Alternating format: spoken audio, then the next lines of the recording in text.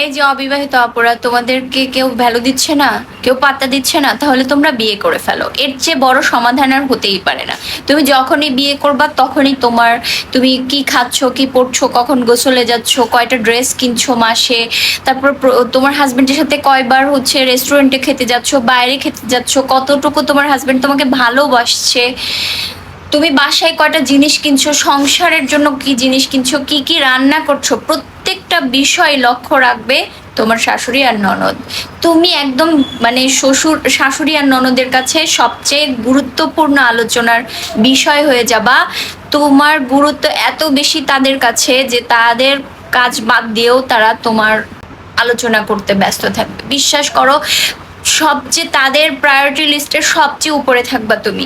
বিয়ে করে দেখো ভাই, বিয়ে করে দেখো, এত ভ্যালু পাবা, মানে তুমি জাস্ট ভ্যালু পাইতে পাইতে বিরক্ত হয়ে যাবে। তোমার এখন অনেক কষ্ট না যে তুমি ভ্যালু পাচ্ছ না, তোমাকে কেউ গুরুত্ব দিচ্ছে না, কেউ পাত্তা দিচ্ছে না? বিশ্বাস করো, জাস্ট বিয়ে করে দেখো।